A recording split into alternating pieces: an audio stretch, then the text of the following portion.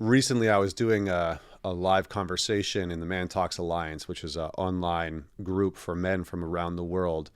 And one of the men asked me, what are the rules that you have for the men that you become friends with?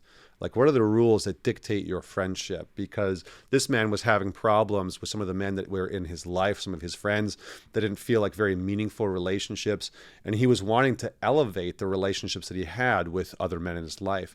And so I put together this list in response to that because I realized that there are some very important prerequisites. You know, the way of men, as Jack Donovan says, the way of men is the way of the gang. And I think that every good friendship, that every great man has a solid group of men around him, and those men are his alliance. You know, an alliance by definition is for the mutual benefit of all involved. And I think that that is what male relationships do best, is that when we really put effort and energy into them, they can be for the mutual benefit of all involved. So here's some of the things that I abide by with my friends as I've looked at the group of men that I've curated over the years. Here are 5 or 6 things that I've found to be super helpful. Number one, you and your friends should only discuss things that improve your life. You should only discuss things that improve your life. And the reason for this is pretty simple. You know, we have a finite amount of time to spend with our friends.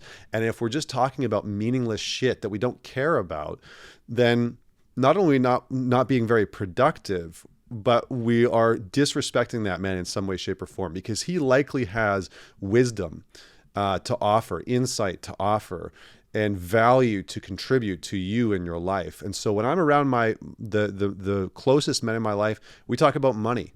We talk about investment. We talk about saving. We talk about building our business. We talk about improving our health. We talk about improving our relationships and our sex life. We talk about getting in better shape and eating healthier. We talk about meaningful, depth-oriented, substance-oriented stuff. And we leave the fluff out. And, you know, occasionally there's a joke here or there, and occasionally we'll get into some things that, we'll talk about sports here and there once in a while. But for the most part, I would say that 90 to 95% of our conversation is about improving our life. And that can look a number of different ways. But the conversations that you have with your friends matter, and they matter exponentially. So we talk about shit that matters. We talk about improving our lives. Number two, and this is one that I've come to recently really look for in my friendships with other men, is you have valuable disagreement. I think that a lot of men either don't disagree at all with their friends, or they disagree in ineffective ways that don't actually allow each individual to improve, to learn, to grow. And the key here is that, especially for men, disagreement is a sharpening stone for us individually as men, but disagreement is also a sharpening stone for the bond between us as men. And so we can disagree, and in that disagreement, we learn about who that other man is, how he shows up in the world, how he thinks, how he operates. We learn who that man becomes under stress and duress. Can we really truly trust him, or does he devolve and dissolve into someone that starts to attack and blow up and, become violent or hostile, really hostile and abusive? So healthy, productive, valuable disagreement with the other men is number two, and I think it's very, very important. Number three, and I don't know if some of you are going to like this or not, but your friends should have utility. Your friends should have utility. You should have men in your life that have a function, have a purpose. They can contribute to you in some fashion, right? They can offer some financial advice. When you need to get into some of the best restaurants, they have connections for you. When you're looking to elevate your business in some capacity, they have a network that you can plug into.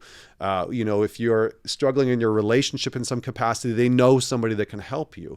If you're looking to buy a new car or purchase a house or get a mortgage or, just some basic things, they know a guy, right? So they should have some utility, and that utility should be reciprocal.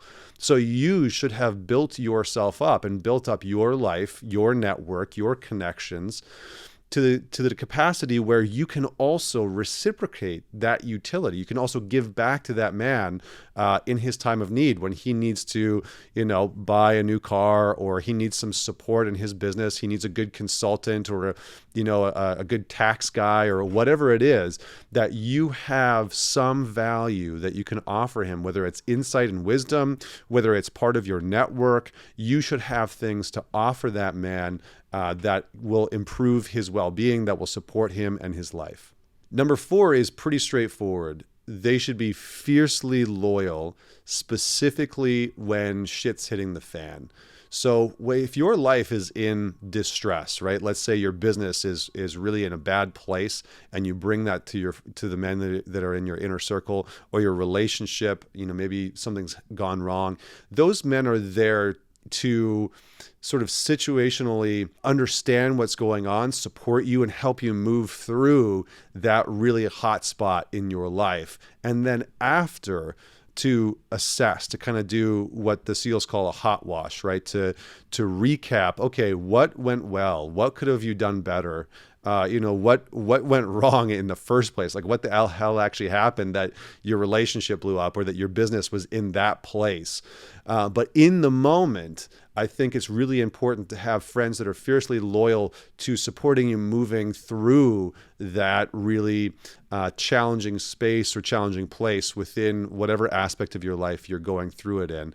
And that loyalty is important, because some men will not want to help take action. Some men will just want to sit there and talk about, why did you do that? And why did that happen? And that doesn't help you solve the problem in the moment. So the type of loyalty that I'm talking about is the loyalty to help you act, to help you understand, to help you move through, and then afterwards to sort of do a post-mortem and assess, like, what the hell actually just went on there? Why did you make that decision in the first place? How come you didn't come talk to me, before things blew up in your marriage or in your business? Lastly, and this is an interesting one that I, over the years, have really come to believe is imperative. I think it's the foundation. Maybe I should have put it first. But it's that you respect that man more than you like him. You respect that man more than you like him. I found for myself, the men that I like are often the men that I might not respect. I might have some respect for them, but it's not a depth of respect. It's like, I like that guy, but I don't necessarily trust him fully. I like that guy, but I'm not really invested in him. I like that guy, and I'm not really going to give him feedback, or give him, disagree with him, or give him my perspective, or support him in the way that I want. I found that the men that I really deeply respect, almost more than I like them, right? Because you can respect a man to such depth. You're like, I don't necessarily like those parts of you, because maybe they invoke something in me, like they provoke something in me. But man, I respect who you are. I respect how you do business. I respect how you show up for your family. I respect how you show up for your health. I respect your level of persistence and dedication. I respect you. Those are the men that I want to surround myself with. And the men that I have in my life now, the men that are closest to me, I respect them 100 times more, 1,000 times more than I like them. And I like them, but man, do I ever respect them. And for me, what I've noticed is that when we as men respect another man more than we like him, we'll put our life on the line.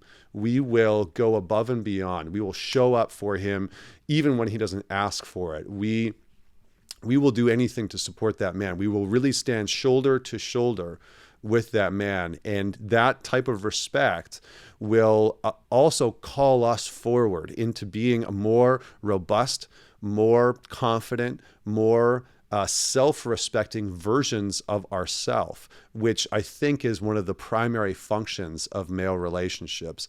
And so lastly, just as the bonus, I think I sort of hinted to it there before, but the men that you want in your life, they're going to show up for you when you need it, and not when you've asked for it. They're going to show up for you when you've asked for it, absolutely.